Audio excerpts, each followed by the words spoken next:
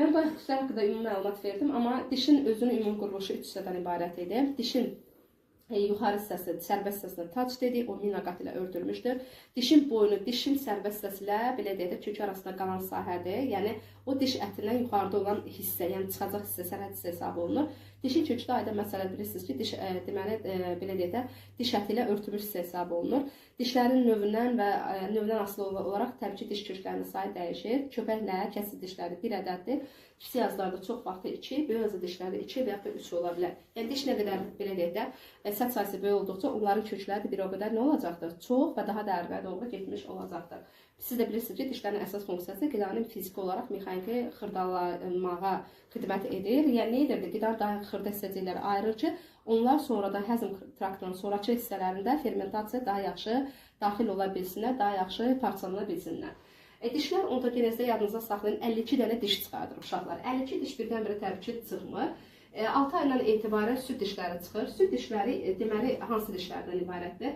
8 dənə hansı dişlərdən? Kəsici dişlərdən. Belə deyirəm, 8 dənə kəsici dişlər yadınızda saxlayın. 8 dənə ümumi mən sayıram dişlərin sayısı 8 kəsici, 4 dənə nə? Körpək, düzdürmü? Mən baxla dişlər funksiyasını izah elədim deyə təkrar verməyəcəm. Və bir dənə 8 dənə də nə olacaq uşaqlar? Kiçik azı dişlər olacaqlar. Kiçik azı. Belə deyirəm. 8 kəsici, 4 köpək, 8 dənə kiçik azı dişlərdir. Bu dişlərin ümumi sayına nə qədər oldu uşaqlar? 20 dənə oldu və biz bu dişləri nə dişlər dedik? Süd dişləri dedik. Yəni ki 6 ayından etibarən çıxan dişlərin cəmidir. Bu dişlər 6 ayından sonra ona görə çıxır ki, artıq 6 aydan sonra fermentasiya, yəni fermentlər uşaqda olan fermentlər daha təkmilləşir və süddən artıq, yəni maye qidada, bərk qidada keçdiklərinə görə artıq dişlərin funksionallığı və dişlərin çıxmasına zərurət yaranır. Əgər insan ömrünün axırına qədər südlə qidalansa, yəni südənmə ilə keçinsəydi, onda biz dişlərə heç bir ehtiyac duyulmazdı, düz deyilmi? Demək, süd dişləri nə qədər oldu uşaqlar? 20 dənə oldu. 8 kəssi, 4 köpək, 8 də kiçik yazı dişlər. Bunlar əlbəttə ki, ömrümüzün axırına qədər qalmır. Bu dişlər həm də 2 dəfə çıxan dişlər hesab olunur. Yəni, bəzi testlərdə düşür deyir ki, insan ontogenezində neçə dəfə diş çıxardır. 2 dəfə diş çıxardır, amma neçə dənə diş çıxardır? 40 dənə diş çıxardır. Çünki 20 dişi süd dişlər formasında çıxardırıq. 20 həmin eyni tərkiblə, eyni sayla 10-12 yaşından etibarən yenə çıxardır. Yəni, süd dişləri töküləndən sonra bu tərkiblə təzədən bir də çıxır, eyni şeyi yazmıram. Amma 10-12 yaşından etibarən artıq daimi dişlər çıxmağa başlayır.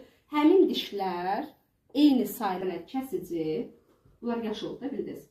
8 dənə kəsici, 4 dənə köpək, düzdürmü? Və 8 dənə kiçik yazı. Sonra gəlir uşaqlar böyük yazı dişlərə. Böyük yazı dişlər 2 etapla çıxır. Deməli 10-12 yaşından sonra, yəni daha dəqiq desək 13 yaşından sonra, çünki testlər çox da 13 yaş götürülür.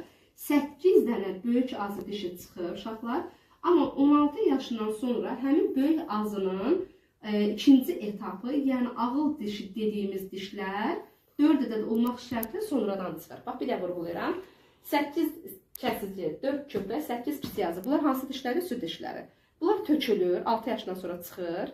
6 aydan sonra çıxır. 12 yaşına qədər yəni funksiyasını icra edir, sonra tökülür.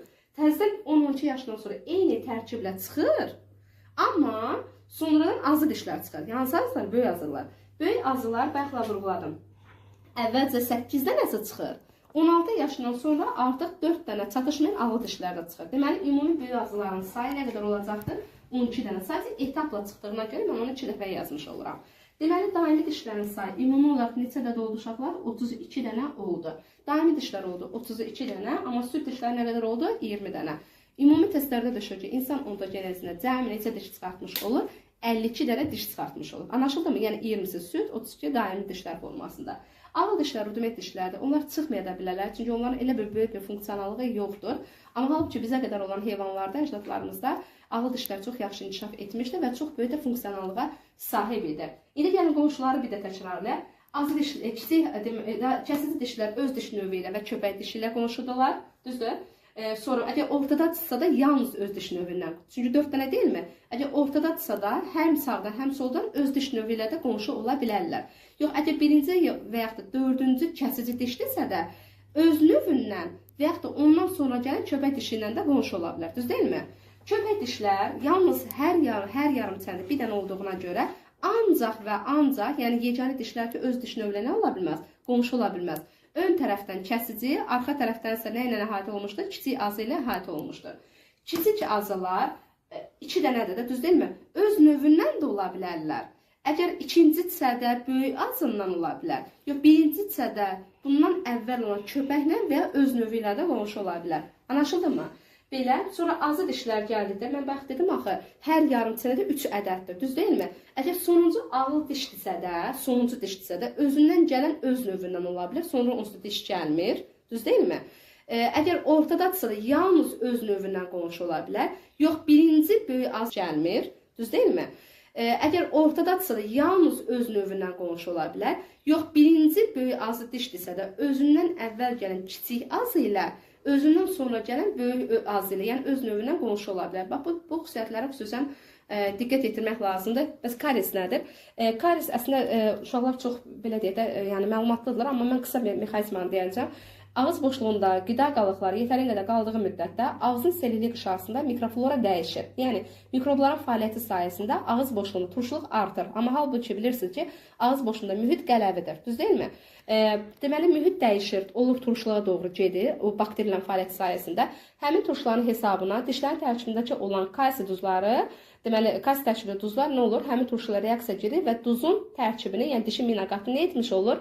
Dağıtmış olur. Yəni, dişin əvvəlki tərkibi dağılmış olduğundan artıq diş əvvəlki sərtliyini itirir və beləliklə həmin yaranmış minaqatda olan çatların hesabına mikroorqanizmlər dişin çat sahəsindən dentin sahəyə doğru gedir və dişin ümumi olaraq xarab olması ilə nəticələnir. Anlaşıldımı? Bu da sizin dişləriniz. Hər bir diş kanalından mütləq bilirsiniz bir qan damarı və mütləq də sinirlər gəlir. Əgər biz dişin sinirini kəsiriksə də, dişin sinirlərini çıxardırıqsa, həmin dişin bir müddətdən sonra qan damar təchizatı pozulacaq və o dişin ümumiyyətlə xarab olmasıyla nəticələnəcək.